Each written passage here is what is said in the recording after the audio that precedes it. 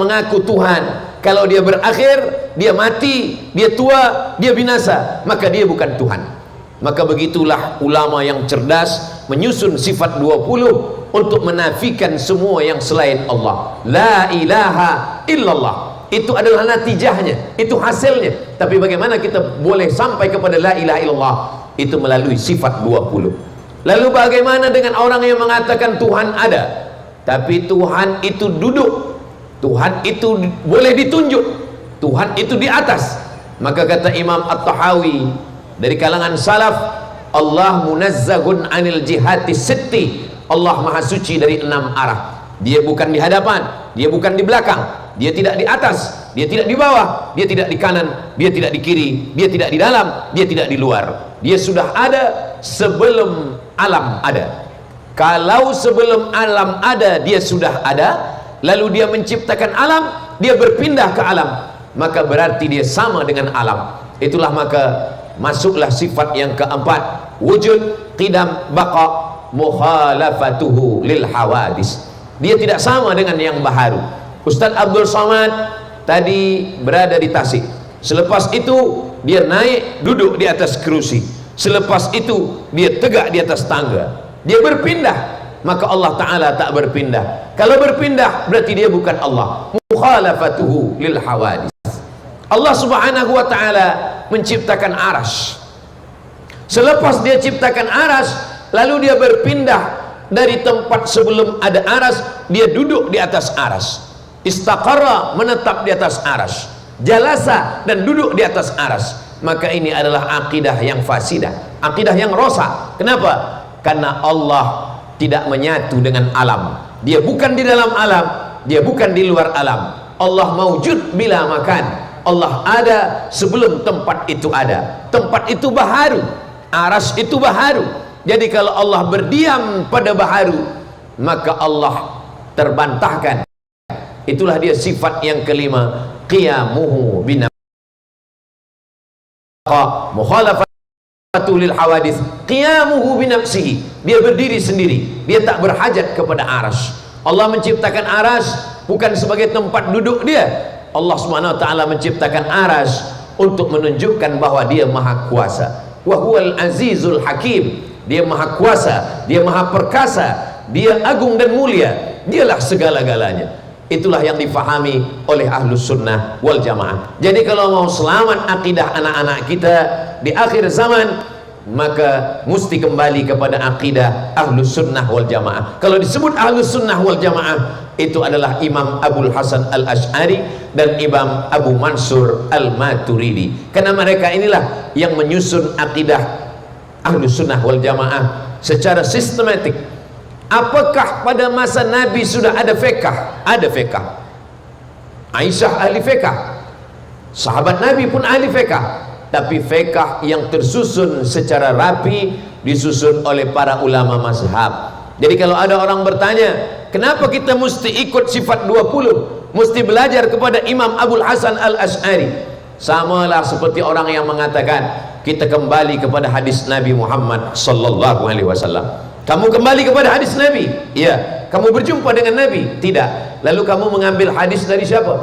Saya mengambil hadis dari Sahih Al-Bukhari, mengambil hadis dari Sahih Muslim, mengambil hadis dari Sunan Abi Daud, dari Sunan Tirmidzi, dari Sunan Nasai, dari Sunan Ibnu Majah, dari Muwatta Malik, dari Sunan Ad-Darimi, dari Musnad Al-Hakim, dari Musnad Ahmad bin Hanbal. Apa maknanya? Mengambil kepada para ulama. Kalau dalam hadis kita ambil Sahih Bukhari, maka dalam akidah kita ambil Imam Abul Hasan Al-Ash'ari, dalam bidang fiqh kita ambil Imam Muhammad bin Idris Asy-Syafi'i, dalam bidang akhlak kita ambil Imam Junaid Al-Baghdadi dan Imam Abu Hamid Al-Ghazali. Itulah dia rumus Ahlus Sunnah wal Jamaah. Sila tonton, boleh mengaji, boleh, tapi yang pertama yakinkan dalam hati, mesti cari tahu bahwa ustaz, bahwa tuan guru yang kita tonton di YouTube itu adalah memang dia ada di alam nyata. Sebab sekarang ini banyak yang kita tonton di YouTube rupanya ada, tapi sebenarnya dia bukan manusia, dia adalah AI. Tadi siang saya dah tanya pada AI, siapakah Abdul Somad? AI jawab, semua jawab tak betul. Saya screenshot, saya upload di Instagram, saya tulis komen, kalau kita tak tulis tentang diri kita, maka AI akan jawab sesuka hati dia. Maka itulah perlunya kita lagi kembali kepada Al-Quran dengan bahasa Al-Quran. Suatu hari datang 2 orang tamu ke rumah saya. Selepas dia bertanya tentang masalah agama, lalu dia tanya masalah-masalah ubat. Kata saya bukan tukang jual ubat. Selepas itu dia tunjukkan, ini saya tonton Ustaz ada cerita pasal masalah ubat. Saya kata ini bukan saya, tapi mukanya muka Ustaz. Memang muka saya, suara-suara saya, tapi saya tak pernah cakap macam ini. Siapa ini? Ini adalah AI. Maka kita pastikan bahawa orang yang kita tonton ini memang manusia, yang dia sampaikan itu memang betul. Orang yang selalu ikuti kajian Ustaz Abdul Somad, dia boleh bezakan mana Ustaz yang original, mana Ustaz yang AI. Yang kedua, setelah kita pastikan bahawa ini memang manusia, dia mestilah manusia yang ahlus sunnah wal jamaah. Jangan ambil ilmu daripada Syiah, jangan ambil daripada Qadariyah, jangan ambil daripada Jabariyah, jangan ambil daripada Mu'tazilah, jangan ambil daripada Wahabiyah, jangan ambil daripada liberal, jangan ambil daripada atheist, jangan ambil daripada agnostik. Ambillah ahlus sunnah wal jamaah. Siapa ahlus sunnah wal jamaah? Ahlus sunnah wal jamaah itu cirinya 3. Dalam bidang akidah dia ikut Imam Abul Hasan Al-Ash'ari. Dalam bidang fiqh dia ikut dalam mazhab. Kata Syekh Ali Jum'ah, man huwal Azhari? Siapa itu Azhari? Azhari adalah ahlus sunnah wal jamaah. Dalam bidang akidah, kalau tidak Imam Ash'ari, dia Imam Maturidi. Kita di Asia Tenggara ini ikut pada Imam Abul Hasan Al-Ash'ari. Sedangkan saudara kita yang ada di Uzbekistan, yang ada di Turki, itu sebagiannya ikut pada Imam Maturidi. Lalu kemudian dalam fiqh dia bermazhab. Mazhab paling tua Imam Hanafi, meninggal 150 Hijrah. Mazhab kedua Imam Maliki, meninggal 179 Hijrah. Yang ketiga Imam Syafi'i, meninggal 204 Hijrah. Mazhab yang keempat Imam Hambali, Ahmad bin Hanbal, makamnya di Baghdad, meninggal 204 Hijrah. Meninggal 241 Hijrah. Imam Syafi'i 204, Imam Ahmad bin Hanbal Hambali 241 Hijrah. Maknanya hubungan mereka sangat jauh, tapi mereka adalah hubungan guru dan murid. Imam Ahmad bin Hanbal berguru kepada Imam Muhammad bin Idris Asy-Syafi'i, walaupun ada beberapa perbezaan. Dan kita di Asia Tenggara mengikuti imam yang ketiga, Imam Muhammad bin Idris Asy-Syafi'i. Dalam bidang akhlak, tazkiyatun nafs, mensucikan hati dari hasad dengki, kita ikut kepada Imam Junaid Al-Baghdadi. Maka kalau datang yang mengajarkan tasawuf, maka tasawuf, standard tasawuf kita adalah tasawufnya Imam Abu Hamid Al-Ghazali, Imam Junaid Al-Baghdadi. Selepas itu diteruskan oleh Imam Abu Hamid Al-Ghazali dalam kitab Ihya Ulumuddin. Maka saya selalu sampaikan, imam masjid, para khatib, guru agama Islam, maka paling tidak dalam sepekan ajarkanlah 3 di masjid. Akidah sifat 20, fiqh mazhab Syafi'i, dari kitab yang paling kecil Matan Takrib, baca syarahnya Fathul Qarib, baca Fathul Qarib pun jadilah. Selepas itu dalam bidang akidah, dalam bidang akhlak, maka akhlak ini Imam Abu Hamid Al-Ghazali. Kalau kitab Ihya Ulumuddin terlalu besar, 4 juzuk, 4 jilid, maka sudah diringkaskan oleh Habib Umar bin Hafiz, atau yang dikhulasahkan, disingkatkan, diringkaskan oleh Syekh Jamaluddin Al-Qasimi. Dulu kami di pondok baca kitab Mau'izatul Mu'minin min Ihya Ulumuddin. Kalau yang 3 ini terjaga, maka insya-Allah terjaga alam, terjaga pokok kayu, terjaga tasik, terjaga danau, terjaga kayu-kayu dan batu-batu, maka terjagalah fikiran manusia. Sebab manusia ini kalau tidak kita jaga dengan akidah Ahlussunnah wal Jamaah, dia boleh terpesong dalam ekstrim. Apa itu? Takfiri, mengkafirkan orang. Ada 3 simpang yang kita tak boleh berjumpa dengan kelompok-kelompok ekstrim. Yang pertama, kalau berbeza pendapat, maka orang itu disebut sebagai pelaku bid'ah.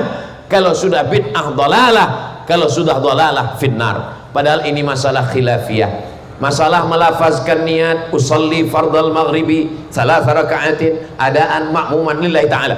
Masalah melafazkan niat puasa nawaitu shauma ghadin an ada'i fardhi syahr ramadan hadhihi sanati lillahi ta'ala.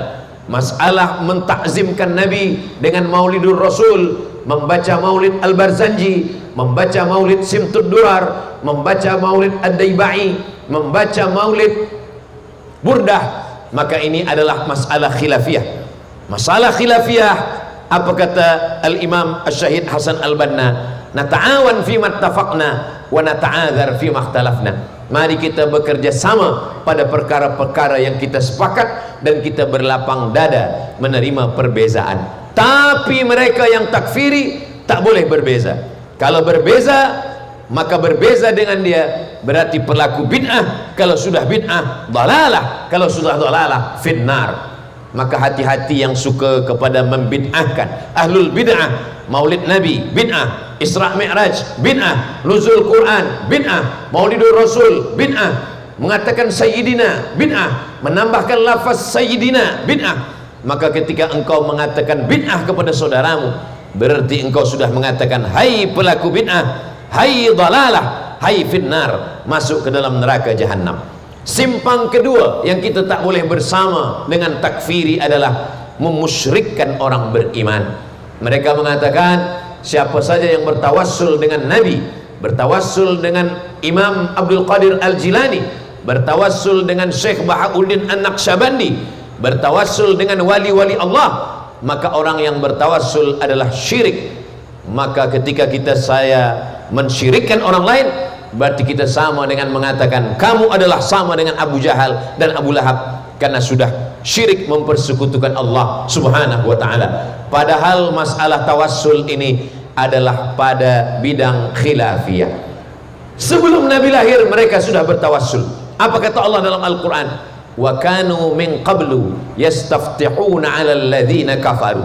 Orang Yahudi kalau mereka berperang melawan orang kafir Bani Ghatafan, mereka bertawassul dengan menyebut nama Nabi Muhammad sallallahu alaihi wasallam. Ya Allah, berkat Nabi yang akan kau kirim di akhir zaman, menangkanlah kami melawan Bani Ghatafan. Itulah yang diabadikan Allah dalam Al-Quran. Wa kanu min qablu yastaftihuna 'alal ladzina kafaru. Yastaftihun artinya talabul fath, minta menang, menangkan kami. Sebelum Nabi Muhammad ada, mereka sudah bertawassul. Kalau sebelum ada boleh bertawassul, apalagi selepas dia ada. Nabi Muhammad sebelumnya tidak ada, lalu kemudian dia menjadi ada selepas tidak ada. Sesungguhnya zahirnya saja yang tidak ada, tapi batinnya dia tetap ada. Kalau Nabi Muhammad itu tidak ada, untuk apa kita tegak di depan kuburnya dan berkata assalamu alayka ya Rasulullah? Abdullah bin Umar bin Khattab, anak Umar bin Khattab, bila dia balik dari berniaga, balik dari luar kota, dia tidak balik ke rumah menjumpai anak istrinya, tapi dia tegak di hadapan makam Rasulullah dan berkata assalamu alayka ya Rasulullah. Kita pun dalam sembahyang mengatakan assalamu alayka ayyuhan nabiyyu wa rahmatullahi wa barakatuh.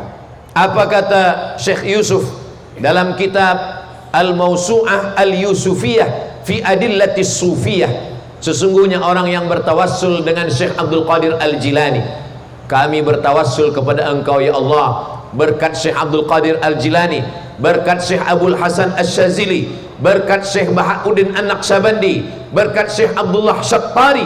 Mereka bukan bertawassul dengan jasadnya, mereka bertawassul dengan kemuliaannya, tentang kewalian mereka. Maka Imam An-Nawawi, imamnya ahli hadis, imamnya ahli fiqh, mengakui kewalian dan karamah-karamah yang ada pada Syekh Abdul Qadir Al-Jilani.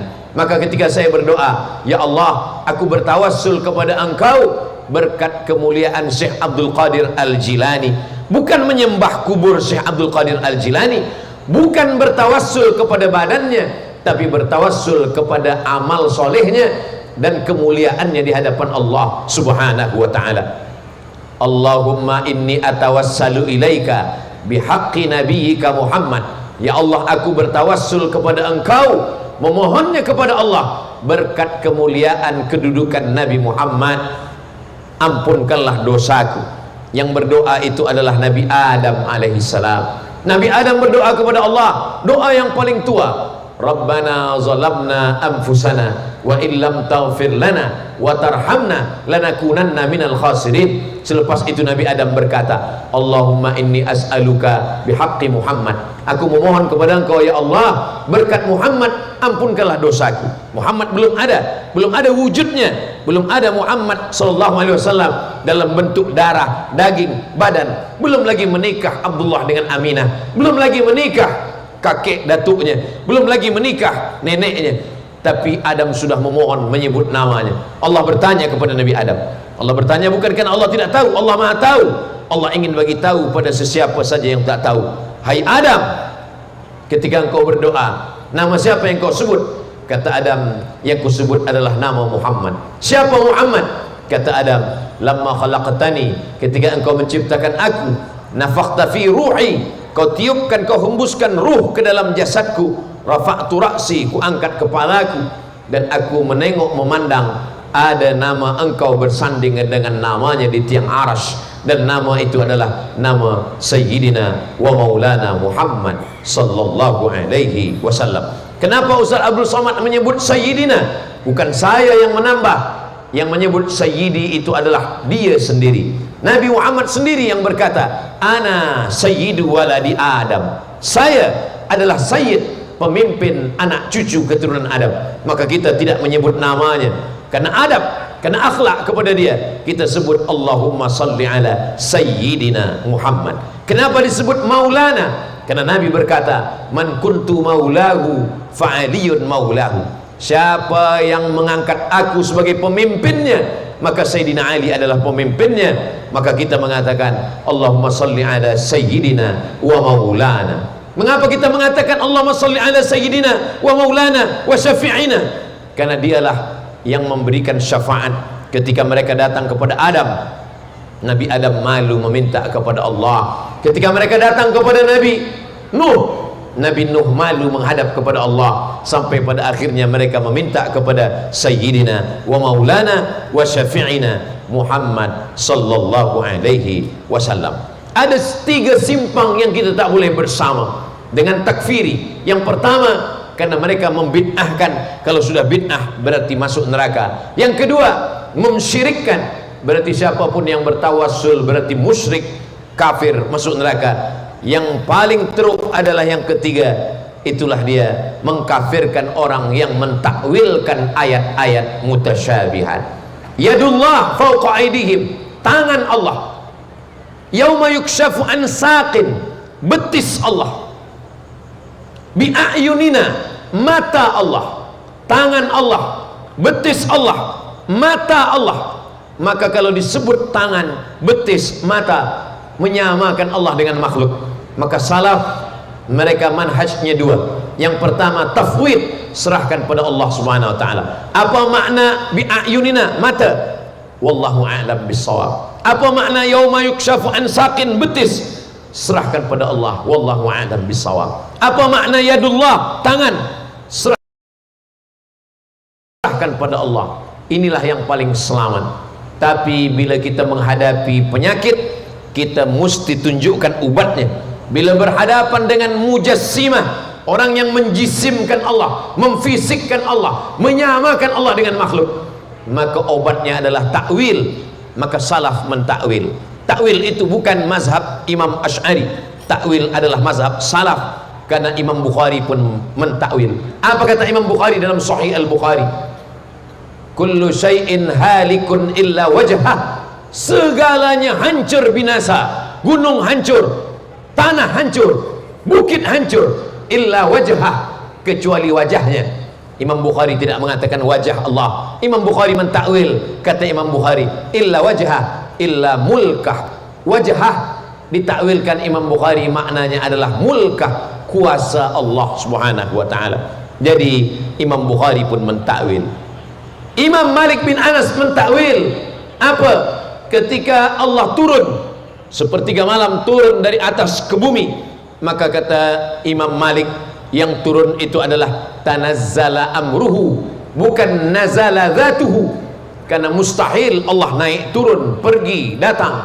Allah subhanahu wa ta'ala, subhanahu wa ta'ala amma yasifun, Allah maha suci dari sifat-sifat makhluk yang disematkan, yang disandingkan kepada Allah. Allah itu qadim, Allah itu maha suci. Itulah kenapa selepas menyebut nama Allah, kita menyertakan Allahu subhanahu wa ta'ala, maha suci dia daripada sifat-sifat makhluk. Nah, takfiri mengatakan siapa yang mentakwil ayat mutasyabihat, maka berarti dia ta'til, dia sudah meniadakan ayat itu, maka dia kafir.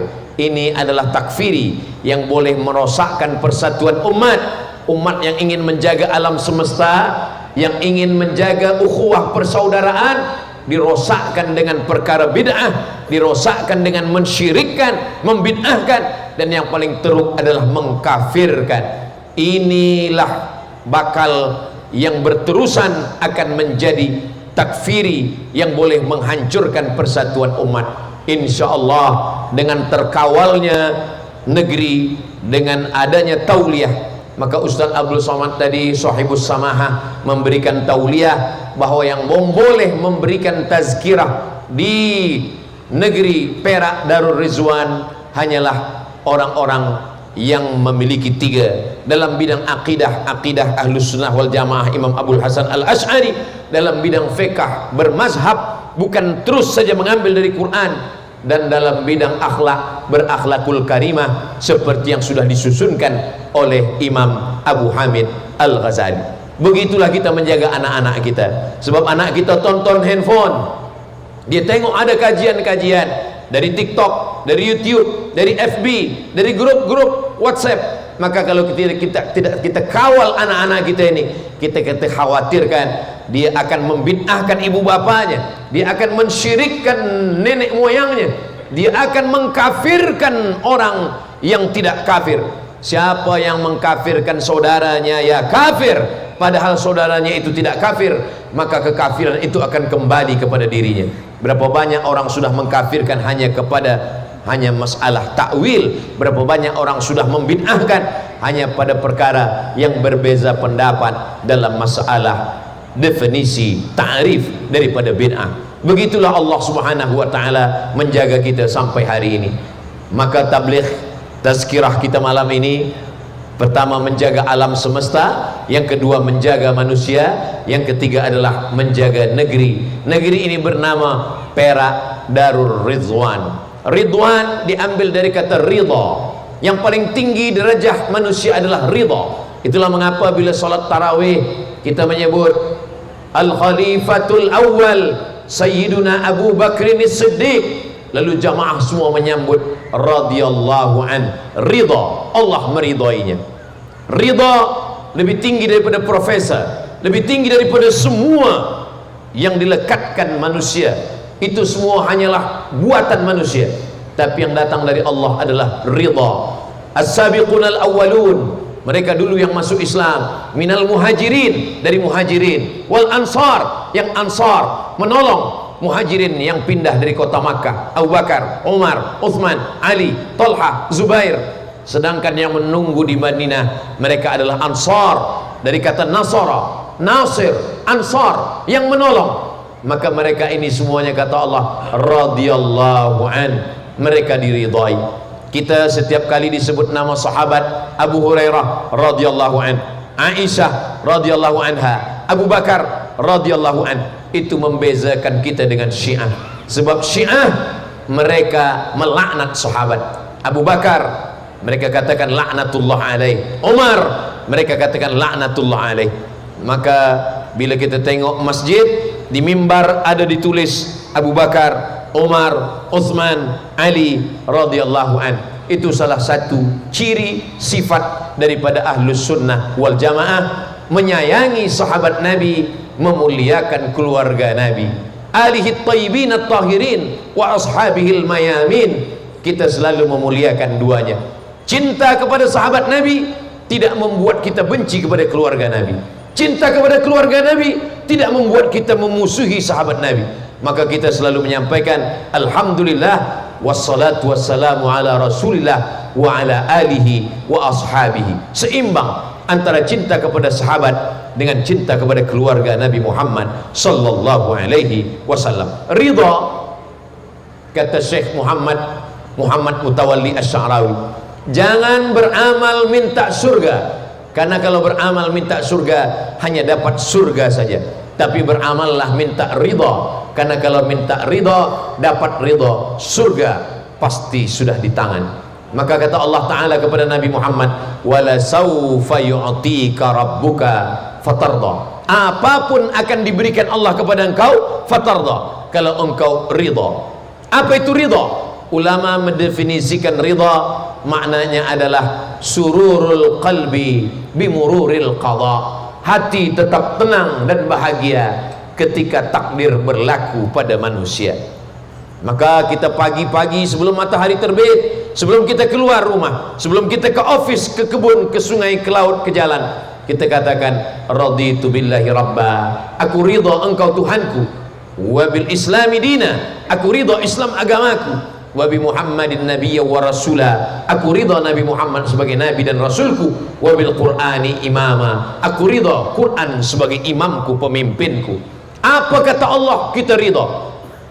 Tinggalkan dunia, cari akhirat, kita ridha. Apapun yang dikatakan Allah, kita ridha. Beriman kepada takdir baik, takdir buruk, kita ridha.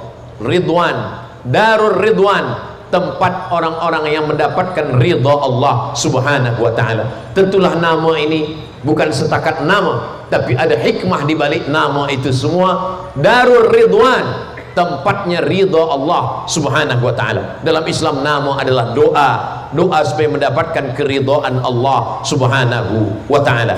Orang kalau sudah diridhai Allah, maka semua dia dapatkan. Itulah maka ketika kita tawaf, kita tidak minta surga, surga kita minta selepas ridha.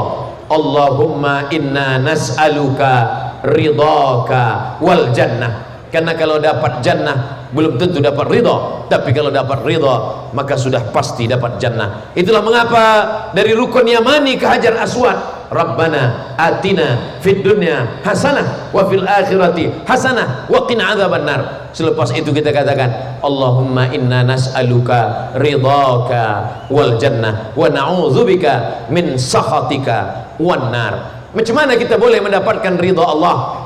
Ridha Allah fi ridhal walidain. Ridha Allah terletak pada ridha orang tua. Kalau ibu masih ada, kalau ayah masih ada, balik dari tazkirah malam ini. Malam ini tidak hanya setakat tazkirah, bukan hanya sekedar mengaji, tapi juga ada pasar malam. Maka balik dari sini, berikanlah makanan-makanan apa kesukaan ayah ibu kita, kita berikan, itu menyenangkan hatinya. Idkhalus surur fi qulubil mu'minin, menyenangkan hati orang yang beriman. Kalau dia sudah ridha, maka rezeki pun turun, terbuka pintu-pintu rezeki. Siapa yang menyenangkan kedua orang tuanya, ridha Allah fi ridhal walidain, ridha orang tua, disitulah turunnya ridha Allah. Wa sukhtullah fi sukhutil walidain, murka Allah, marah Allah ketika kedua orang tua marah, maka disitulah murka Allah turun. Mudah-mudahan kita dan anak-anak kita termasuk orang-orang yang diridhai Allah karena mereka berbakti kepada orang tua. Yang sudah meninggal dunia, jangan lupa bacakan Al-Fatihah. Apa kata Imam Syafi'i? Wa qala Syafi'i, kata Imam Nawawi dalam kitab Riyadhus Shalihin min kalami Sayyidil Mursalin, wa in khatimul Qur'ana kullahu kana hasanan, kalau dibacakannya Al-Quran sekhatam, kana hasanan, itulah yang paling elok, itulah yang paling elok. Tapi kalau tidak mampu membacakan Al-Quran sekhatam, inna likulli syai'in qalban, segala sesuatu punya hati. Wa qalbul Quran Yasin, hatinya Al-Quran adalah Yasin. Iqra'uha ala mautakum, bacakanlah kepada orang yang sudah meninggal dunia, bacakanlah surat Yasin. Tapi hadis ini dhaif ustaz, hadis dhaif kata Imam Nawawi. Ajma'al ulama ala jawazil amali bil hadis dhaif. Ulama ijma' boleh mengamalkan hadis dhaif dengan cukup 5 syarat. Begitu kata Imam As-Suyuti dalam Tadribur Rawi syarah Taqrib An-Nawawi. Yang pertama, sanadnya hadis sahih bersambung. Syarat hadis sahih yang pertama, sanadnya bersambung. Yang kedua, periwayatnya adil. Yang ketiga, periwayatnya dhabit.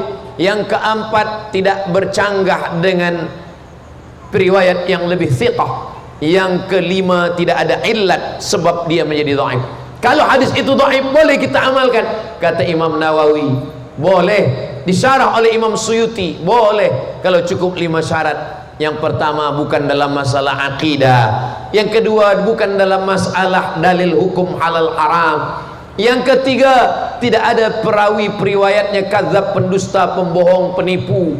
Yang keempat, masih bernaung di bawah hadis sahih. Yang kelima, untuk fadail a'mal, maka membacakan surah Yasin termasuk hadis dhaif dan boleh. Kerana apa? Karena ada yang lebih kuat mengatakan sampai. Itulah dia dalam kitab Ar-Ruh, ditulis oleh Imam Ibnu Qayyim Al-Jauziyah, murid daripada Ibnu Taimiyah. Apa kata Ibnu Qayyim Al-Jauziyah?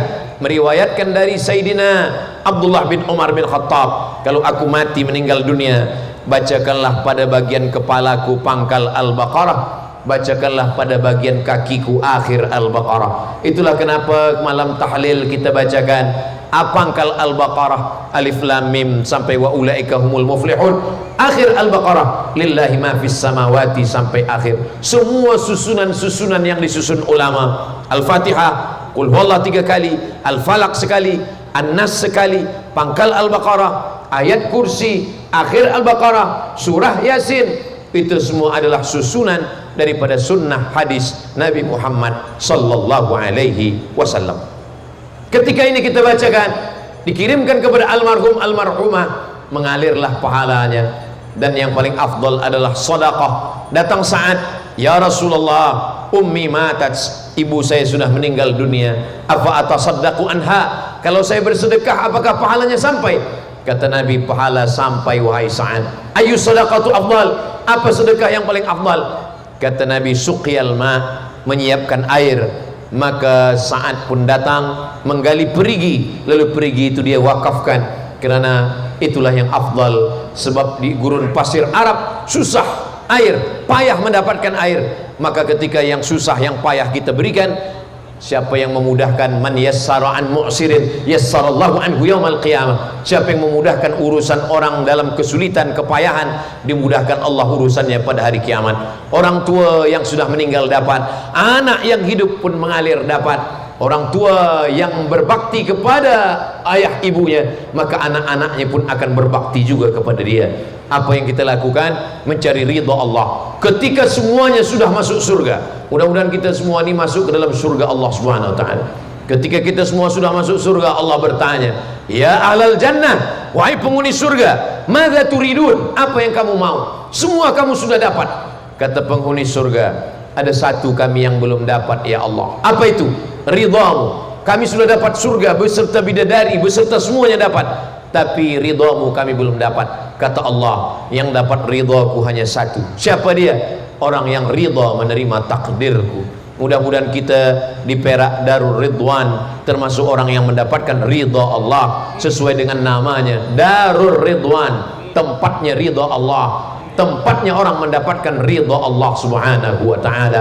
Ridha menerima takdir Allah, ridha menerima hukum Allah, ridha menegakkan agama Allah. Raditu billahi rabba. Ketika kita ridha, maka Allah pun ridha. Kalau Allah sudah ridha, maka semua akan dia berikan, surganya dia berikan, dia jauhkan daripada azabnya. Muslimin muslimat semua yang berhadir maupun yang mengikuti program kita malam ini melalui online, semuanya dimuliakan Allah Subhanahu wa taala. Amin ya rabbal alamin. Tadi yang amat berhormat sudah menyampaikan kepada kita bahwa setahun lepas yang dimuliakan Allah Subhanahu wa taala, Datuk Seri Samsul Anwar dah membagi tahu bahwa Ustaz Abdul Somad akan datang ke Lenggong, Perak, ingin bertemu dengan semua jamaah. Tapi mungkin ada yang terlupa disampaikan bahwa sebenarnya Datuk Seri bukan hanya ingin membawa Ustaz Somad ingin berjumpa dengan jamaah sekalian, Tapi sebenarnya di balik itu semua ingin menunjukkan kepada Ustadz Abdul Somad bahwa ketika Gunung Merapi meletus beribu tahun yang lampau, yang menjadikan satu danau besar di Sumatera, Danau Toba, dan debunya sampai terbang ke India, dan debunya ada yang hinggap di Lenggong. Itulah yang sudah ditunjukkan ke saya tadi ketika saya dibawa melawat Lenggong Geopark. Ditunjukkan semua batu-batu, semua debu yang menggumpal ratusan tahun bahkan jutaan tahun lamanya, dan akhirnya sampailah ke negeri yang kita syukuri sebagai ungkapan terima kasih kepada Allah Subhanahu wa taala. Allah berjanji, la in syakartum, kalau kamu bersyukur, la azidannakum, maka aku akan tambah nikmat. Mudah-mudahan nikmat alam yang indah kalau kita jaga, Allah akan mengekalkannya sampai akhirnya Allah akan membinasakan semua. Tadi manakala saya melawat Lenggong Geopark, saya dibagi tahu bahwa sebenarnya di Lenggong ini pernah terjadi kiamat. Jadi kalau terjadi sekali lagi, orang Lenggong tak terkejut sebab dah pernah terjadi. Allah Subhanahu wa taala menjaga alam ini. Waja'alna fawqakum sab'an shidada, kami jadikan di atas kamu ada 7 lapis binaan shidada yang kokoh dan kuat. Itulah yang disebut dengan lapisan ozon. Tapi sampai masanya nanti lapisan ini akan terkoyak, maka semua batu-batu meteor yang ada di langit akan jatuh ke bumi. Allah berfirman dalam Al-Quran, idza sama'um fatarat, ketika langit terbelah, wa idzal kawakibun tasarat, planet-planet yang ada di atas bertembung, wa idzal biharu fujirat, lautan akan diledakkan, diletupkan, wa idzal biharu fujirat, wa idzal quburu bu'thirat, ketika itu semua yang dikubur akan bangkit menghadap Allah. Dan ketika itu tiada siapa yang boleh menolong kita. Kalau hari ini kita ditolong oleh saudara, ayah, bunda, yauma yafirrul mar'u min akhihi, hari itu saudara kandung pun lari, wa ummihi wa abih, ibu lari dari anak, wa abih, ayah kandung pun lari dari suami, dari istri, dari keluarga, wa sahibatihi wa bani, istri, anak-anak semuanya akan meninggalkan. Likulli mri'im minhum yawma idzin sya'nun yughnih. Rupanya kalau terjadi hari kiamat itu bukan cuma manusia mati. Kalau dah terjadi kiamat bukan cuma manusia mati, mayit pun ikut mati juga. Begitulah dahsyatnya kuasa Allah Subhanahu wa taala. Jadi sebenarnya dulu Semenanjung ini dengan Sumatera ini bersatu. Yang sekarang bila kita tengok map, Google Map, Semenanjung di atas, Sumatera di bawah. Tapi sebenarnya dulu bersatu. Mana bukti bahwa Semenanjung dengan Sumatera ini dulu satu? Ikan yang ada di Semenanjung ada juga di Sumatera. Tadi bila sampai ke Tasik, saya tanya, banyak orang memancing. Apa ikan yang paling famous? Ikan toman. Itu ada juga tempat saya. Zaman dulu orang takut toman-toman besar. Bila tangan masukkan ke Tasik, ke danau, awas, tangan boleh digigit toman. Budak kecil pun boleh ditangkap toman. Sekarang toman ditangkap orang, habis semua. Maka tak mungkin haiwan itu boleh berkembang kalau tanahnya tak menyatu, lalu kemudian terpisahkan. Begitu juga dengan orang-orang Melayu yang ada di Semenanjung, satu puak, satu suku dengan yang ada di Pulau Sumatera dan yang ada di Borneo, lalu kemudian terpisahkan. Tapi sebenarnya tanah boleh terpisah, negeri boleh terpisah, tapi kita diikat oleh satu ikatan yang amat sangat kuat. Itulah dia ikatan la ilaha illallah Muhammadur Rasulullah sallallahu alaihi wasallam. Kalimatu haqqin 'alaiha nahya, dengan itu kita hidup, wa 'alaiha namutu, dengan itu kita mati, wa biha nub'atsu, Dengan itu juga kita nanti akan dibangkitkan di padang mahsyar menghadap Allah Subhanahu wa taala. Kata Nabi sallallahu alaihi wasallam, "Idza waqa'at ala ahadikumul qiyamah." Kalau kamu sudah mau mati, sakit, tua, wa fi yadihi fasilah, di tanganmu ada anak kurma, pokok kurma yang masih kecil. Kata Nabi, kalaupun kamu sudah mau mati, falyurisha, tanamlah. Kenapa kita disuruh menanam pokok kurma padahal kita sudah mau mati? Kita tidak akan bernaung di bawah pokok kurma yang rindang, rimbun. Kita tidak akan mungkin makan buahnya sebab kita dah nak mati. Kenapa Nabi suruh tanamkan? Sebab dalam Islam diajarkan, bila kita tanam, yang dapat manisnya orang lain, tapi kita mendapatkan amal jariah. Maka kita disuruh menjaga alam semesta yang cantik dan indah. Itulah tadi yang dikatakan oleh yang berhormat Datuk Seri. Kata beliau, Ustaz Somad, cuba tengok sekeliling. Kita ini sedang berada di lembah. Di keliling Ustaz ada gunung-gunung, bukit-bukit yang cantik dan indah. Di hadapan Ustaz ada tasik. Maka semua ini terjaga, terpelihara. Di tempat saya sebagian hutan ini sudah habis. Susah ingin menunjukkan kepada anak-anak kita, ini ada pokok kulim, ini ada pokok kayu besi, ini ada pokok macam-macam pokok kayu. Sebab apa? Sebab pokok kayu sudah berganti dengan kelapa sawit. Alhamdulillah, hutan masih terjaga, hutan masih terpelihara. Masa cuti sekolah, masa weekend, ada orang yang membawa anak pergi ke mall, tidak salah, berjalan-jalan, menikmati masa yang indah. Tapi anak-anak kita perlu kita bawa ke hutan untuk melihat masa lalu. Maka tadi saya diperlihatkan, ditunjukkan gambar di Geopark bagaimana anak-anak dibawa untuk menengok masa batu.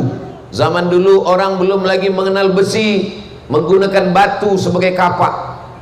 Jadi kalau anak-anak kita tahu bagaimana susahnya masa lampau, dia akan mensyukuri nikmat yang ada sekarang. Kebanyakan anak-anak sekarang tidak bersyukur, tidak berterima kasih kepada orang tua, tidak bersyukur kepada Allah. Sebab apa?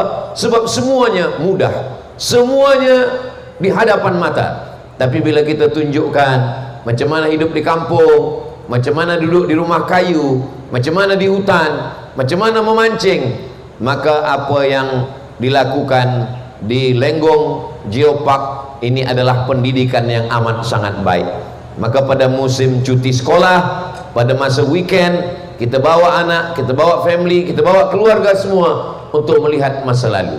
Bila tadi saya diperlihatkan pecahan batu-batu, pecahan masa lalu, apakah betul dunia ini sudah tua ratusan ribu tahun lampau? A'udzubillahi minasyaitonirrajim. Allah berfirman dalam Al-Quran, inni ja'ilun fil ardi khalifah. Aku, kata Allah, ingin menjadikan di atas muka bumi ini khalifah. Khalifah selalu diterjemahkan sebagai pemimpin. Tapi bila kita tengok makna lain daripada kata khalifah, Nabi Muhammad SAW meninggal digantikan oleh Abu Bakar Siddiq. Abu Bakar itu dipanggil dengan khalifah. Seorang mursyid tarekat Naqsabandiyah, bila dia tak datang, maka penggantinya adalah khalifah. Ini adalah khalifah. Khalifah makna lain daripada pemimpin adalah pengganti. Maka ketika Nabi SAW meninggal, digantikan kepemimpinan itu oleh Khalifah Abu Bakar Siddiq. Seorang syekh mursyid bila dia tidak datang, yang memimpin zikir adalah Khalifah. Maka Allah mengatakan, aku ingin menjadikan di atas muka bumi ini Khalifah. Jadi kalau kita ini Khalifah, kita pengganti. Ada yang menggantikan kita. Siapa yang menggantikan? Khalifah manusia. Siapa yang digantikan? Yang digantikan adalah makhluk yang lebih tua daripada kita. Setiap kali Allah menyebut kita, maka yang disebut bukan kita dulu, tapi makhluk yang lebih tua itu. Wa ma khalaqatul jinna wal insa. Jin lebih dulu daripada manusia. Qul la in jatama'atil jinnu wal insu. Kalau berkumpul jin dan manusia, alladzi waswisu fi sudurin nas minal jinnati wan nas, dari jin dan manusia. Jadi memang kita last kali datang ke dunia. Ini bukan tempat kita. tempat kita adalah di surga. Ini tempat kita sementara. Jadi dunia ini sebenarnya sudah tua. Sebelum kita datang sudah ada makhluk sebelum kita. Jadi tidak mustahil apa yang dikatakan oleh para ahli ilmu bumi, geologi, bahwa dunia ini sudah tua, bahwa batu-batunya berumur 100 tahun bahkan 1.000.000 tahun. Tidak salah. Tapi kita datang belakangan. Kita memang dikirim Allah untuk menjaga alam semesta. Kalau dunia ini hanya diisi oleh haiwan, dunia tidak maju. Tapi bila dunia ini diisi oleh manusia, manusia yang menjadi khalifah, maka dunia ini menjadi maju. Sejahat-jahatnya gajah, gajah hanya mencabut 2-3 pokok kayu. Tapi kalau manusia menjadi jahat, dia boleh menghancurkan hutan. Zaharal fasadu fil barri wal bahri. Sudah nampak kerosakan fil barri, di daratan, wal bahri, dan lautan, bima kasabat aydin nas, kerana tangan-tangan manusia. Maka manusia yang jahat diberikan Allah Subhanahu wa taala, dikirimkan manusia yang baik untuk menjaga alam semesta, supaya dunia tidak rosak, supaya lautan tidak kotor, supaya hutan tetap terjaga. Maka kalau ada orang yang memotong pokok kayu, kata Nabi SAW, man qata'a sidratan, siapa yang memotong sebatang pokok sidir, sawwaballahu ra'sahu finnar, Allah sungkurkan kepalanya ke dalam api neraka. Kalau satu pokok sidir saja dipotong, tersungkur kepala dalam api neraka, bagaimana dengan orang yang menghantam, menghabiskan hutan sehingga tak tersisa lagi untuk anak-anak di masa akan datang. Saya beberapa kali bila datang masa musim panas, hutan terbakar, jerebu di mana-mana, saya diminta untuk menjadi khatib salat istisqa, minta hujan. Saya kalau tazkirah menyambut 1 Muharram, tazkirah Maulidur Rasul, tazkirah Isra Mi'raj, tazkirah Nuzul Quran, saya datang. Tapi kalau untuk menjadi imam dan khatib istisqa, belum pernah sekalipun saya mahu. Bila saya ditanya, kenapa Ustaz tidak mau jadi imam dan khatib istisqa? Ada 2 alasan. Yang pertama, bila hujan tak turun, yang disalahkan imam dan khatib.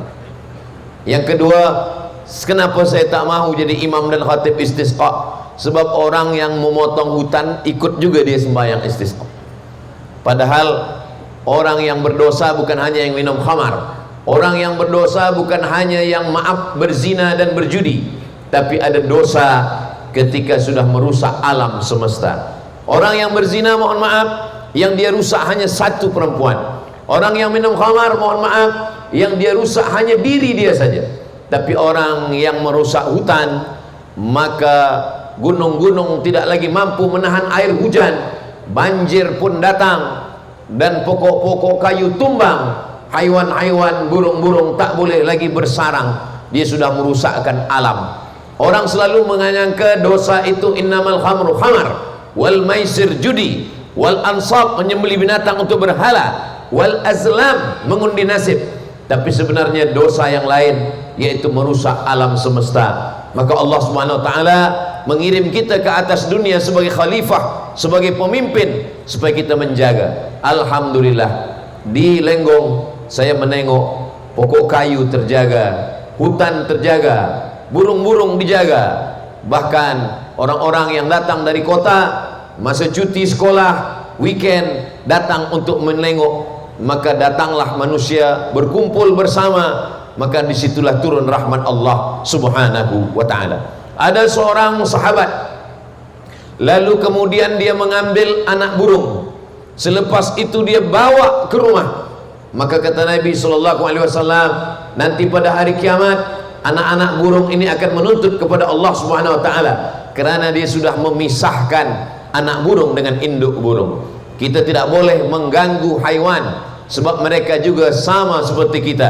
Wa ma min dabbatin fil ardi, semua hewan yang melata di atas muka bumi, wala ta'irin yatiru bi janahihi, burung-burung yang terbang dengan sayapnya, illa umamun amsalukum, mereka juga adalah makhluk, mereka juga adalah ummah sama seperti kamu. Bahkan kalau kita tengok bagaimana Nabi Sulaiman alaihi salam, bila pemimpin adil, maka dia tidak hanya menjaga manusia, bukan menjaga pokok kayu, tapi juga semut-semut pun terjaga. Nabi Sulaiman melarang tenteranya untuk berjalan. Wahai pasukan tentera, berhenti kamu sekejap. Kenapa? Karena aku mendengar sayup-sayup terdengar. Panglima semut berkata, ya ayyatuhan namlu dukhulu masakinakum. Wahai semut-semut, masuklah kamu ke sarang-sarang kamu sebelum pasukan tentera Sulaiman lalu. Nanti mereka tidak tahu mereka akan menginjak kamu. Pemimpin yang adil dan amanah tidak hanya menjaga manusia, tapi juga menjaga hutan, menjaga pokok kayu, menjaga burung-burung, menjaga alam semesta, menjaga semut, supaya tidak ada yang mati, tidak ada yang teraniaya. Kullukum ra'in, setiap kamu adalah pemimpin, wa kullukum mas'ulun, semua kamu akan terjaga. Wa kullukum mas'ulun, semua kamu akan disoal, diminta tanggung jawab di hadapan Allah Subhanahu wa ta'ala. Saya sudah sampai ke Perak, sudah melihat Lenggong Geopark, tempat terjaganya tasik, terjaganya gunung, terjaga pokok kayu. Mudah-mudahan apa yang kita jaga hari ini boleh kita wariskan, ditengok oleh anak cucu kita di masa akan datang, insyaallah. Masa sebelum keluar dari Lenggong Geopark tadi, di pintu sebelum keluar tuh saya menengok ada tidak hanya setakat menjaga pokok kayu, burung-burung dan batu-batu, tapi juga ada dijaga makanan-makanan, lengkap dengan pekasamnya pun terjaga juga. Sebab sekarang ini banyak makanan-makanan yang datang dari luar negara, sehingga anak-anak cucu tak tahu lagi apa yang dimakan oleh nenek moyang masa lampau, tak lagi tahu apa makanan, semua makanan daripada luar. Maka hari ini saya menengok terjaga, terpelihara. Maka puan-puan, maka dia boleh memasak ini, dia tunjukkan kepada anaknya, ini ada namanya siput, ini ada di dalam, ditunjukkan inilah siput yang ribuan tahun sudah menjadi batu. Kalau yang ini siput yang sudah masuk ke dalam gulai santan. Maka semua terjaga, terpelihara. Tapi menjaga makhluk Allah yang lebih hebat lagi adalah menjaga keyakinan. Sekarang ini orang boleh menonton dengan berbagai macam channelnya. Ada orang yang bangga dengan minum khamarnya, ada podcast orang membahaskan apa yang awak minum, bagaimana rasanya mabuk, tak terkendali lagi dunia. Semua boleh berbicara. Zaman dulu seorang ulama melarang muridnya, jangan baca kitab ini, jangan tonton ini, jangan dengarkan si fulan. Tapi hari ini semua orang boleh menonton, boleh mendengar, boleh membaca apa yang dia baca. Kalau saya bersama dengan para pelajar-pelajar penuntut, lalu saya katakan jangan baca kitab ini, maka mereka akan bertanya, apa nama judul tajuk kitab itu Ustaz? Kitabnya Mafhumun Nas. Jangan baca kitab ini. Kitab ini adalah kitab yang ditulis oleh orang yang liberal. Mereka terus saja akan tulis di google.com, mereka akan dapat PDF, dia akan download, dia akan baca. Maka yang paling penting daripada menjaga pokok kayu, menjaga burung, menjaga tasik, menjaga hutan, maka menjaga fikiran manusia. Menjaga fikiran manusia dari virus yang lebih berbahaya daripada COVID-19, virus bernama atheist, tak percaya kepada Tuhan. Alhamdulillah, Imam Abul Hasan Al-Asy'ari yang disebut dengan akidah Asy'ariyah, kalau satu Asy'ari, kalau jamaknya Asy'ariyah, maka mereka sudah susunkan yang disebut dengan sifat 20. Wujud, qidam, baqa, mukhalafatu lil hawadithi, qiyamuhu binafsihi wahdaniyah, qudrat, iradat, ilmun, hayat, sama, basar, kalam. Ada setengah orang mengolok-olok, mengejek Asy'ariyah. Kenapa sifat 20? Sifat Allah tak boleh terhad, dibataskan hanya pada 20. Maka sebenarnya Asy'ariyah menyusun sifat 20 bukan sebagai had batasan, tapi 20 sifat inilah yang akan mengcounter, yang akan membebaskan manusia dari pengakuan Tuhan, baik yang mengatakan ada Tuhan maupun yang mengatakan tak ada Tuhan. Bagi ateis yang mengatakan tak ada Tuhan, maka terbantahlah dia dengan sifat yang pertama, wujud ada Tuhan, wajibul wujud, dia wajib ada. Mana makna bukti dia ada? Dia ada sebab ada alam semesta. Mustahil alam ini ada kalau dia tidak ada. Maka adanya alam ini menunjukkan bahwa yang mengadakan alam ini dari tidak ada menjadi ada, maka dia adalah maha ada. Itulah dia wujud. Lalu selepas orang percaya kepada Tuhan, orang akan mempertuhankan manusia. Wa qalatil yahudu Uzairun ibnullah. Orang Yahudi mengatakan Uzair anak Allah. Wa qalatin nasara al-masih ibnullah. Nasara mengatakan al-masih adalah Tuhan. Maka dibantah dengan sifat yang kedua, qidam. Qidam artinya tidak berawal. Uzair berawal, ada ayahnya, ada ibunya, dia lahir, maka ada awalnya. Isa tidak berayah, tapi dia beribu, dia dikandung, dia lahir, ada masa kanak-kanak, maka dia berawal, maka dia bukan Tuhan. Qidam, wujud qidam. Lalu kemudian kalau Isa tidak berayah boleh dikatakan Tuhan, maka kalau begitu Adam lebih layak dikatakan Tuhan kerana dia tidak berayah dan tidak beribu. Inna mathala Isa indallah kamathali Adam. Keberadaan Isa sama macam Adam. Tak susah bagi Allah untuk menciptakan Isa sebagaimana tak payah bagi Allah menciptakan Adam. Innama amruhu idza arada syai'an ayyakula lahu kun fayakun. Lalu kemudian baqa, wujud wajib ada. Qidam dia tak berawal, baqa dia tak berakhir. Sesiapapun yang mengaku Tuhan, kalau dia berakhir, dia mati, dia tua, dia binasa, maka dia bukan Tuhan. Maka begitulah ulama yang cerdas menyusun sifat 20 untuk menafikan semua yang selain Allah. La ilaha illallah. Itu adalah natijahnya, itu hasilnya. Tapi bagaimana kita boleh sampai kepada la ilaha illallah? Itu melalui sifat 20. Lalu bagaimana dengan orang yang mengatakan Tuhan ada, tapi Tuhan itu duduk, Tuhan itu boleh ditunjuk, Tuhan itu di atas?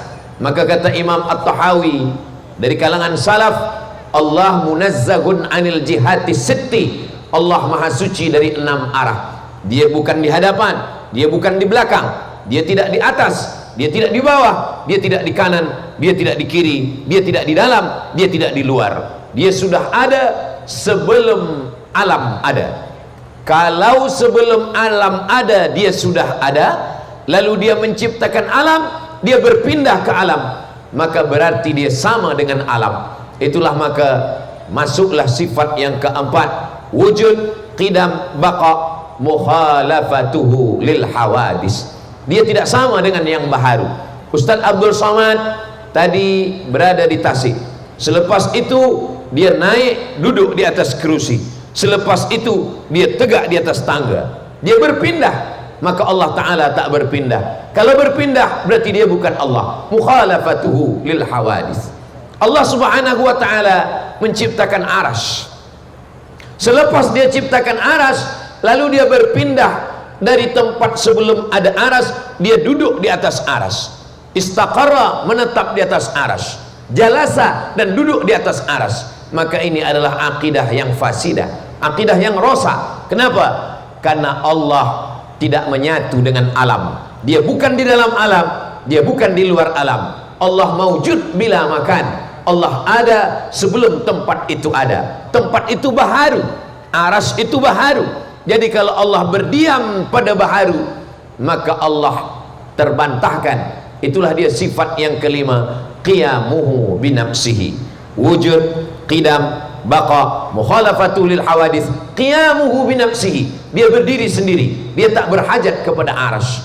Allah menciptakan aras bukan sebagai tempat duduk dia. Allah SWT menciptakan aras untuk menunjukkan bahwa dia maha kuasa. Wa huwal azizul hakim. Dia maha kuasa, dia maha perkasa, dia agung dan mulia, dialah segala-galanya. Itulah yang difahami oleh Ahlus Sunnah wal Jamaah. Jadi kalau mau selamat akidah anak-anak kita di akhir zaman, maka mesti kembali kepada akidah Ahlus Sunnah wal Jamaah. Kalau disebut Ahlus Sunnah wal Jamaah, itu adalah Imam Abul Hasan Al-Ash'ari dan Imam Abu Mansur Al-Maturidi. Karena mereka inilah yang menyusun akidah Ahlus Sunnah wal Jamaah secara sistematik. Apakah pada masa Nabi sudah ada fiqh? Ada fiqh. Aisyah ahli fiqh, sahabat Nabi pun ahli fiqh, tapi fiqh yang tersusun secara rapi, disusun oleh para ulama mazhab. Jadi kalau ada orang bertanya, kenapa kita mesti ikut sifat 20, mesti belajar kepada Imam Abul Hasan Al-Asy'ari? Samalah seperti orang yang mengatakan kita kembali kepada hadis Nabi Muhammad sallallahu alaihi wasallam. Kamu kembali kepada hadis Nabi? Iya. Kamu berjumpa dengan Nabi? Tidak. Lalu kamu mengambil hadis dari siapa? Saya mengambil hadis dari Sahih Al-Bukhari, mengambil hadis dari Sahih Muslim, mengambil hadis dari Sunan Abi Daud, dari Sunan Tirmidzi, dari Sunan Nasai, dari Sunan Ibnu Majah, dari Muwatta Malik, dari Sunan Ad-Darimi, dari Musnad Al-Hakim, dari Musnad Ahmad bin Ambal. Apa maknanya? Mengambil kepada para ulama. Kalau dalam hadis kita ambil Sahih Bukhari, maka dalam akidah kita ambil Imam Abul Hasan Al-Asy'ari, dalam bidang fiqh kita ambil Imam Muhammad bin Idris Asy-Syafi'i, dalam bidang akhlak kita ambil Imam Junaid Al-Baghdadi dan Imam Abu Hamid Al-Ghazali. Itulah dia rumus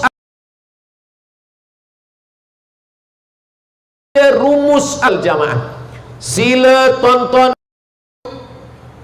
boleh mengaji, boleh, tapi yang pertama yakinkan dalam hati, mesti cari tahu bahwa ustaz, bahwa tuan guru yang kita tonton di YouTube itu adalah memang dia ada di alam nyata. Sebab sekarang ini banyak yang kita tonton di YouTube rupanya ada, tapi sebenarnya dia bukan manusia, dia adalah AI.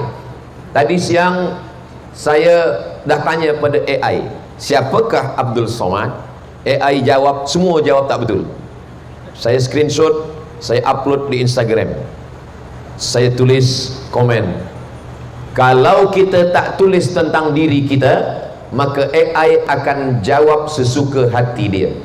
Maka itulah perlunya kita lagi kembali kepada Al-Quran dengan bahasa Al-Quran.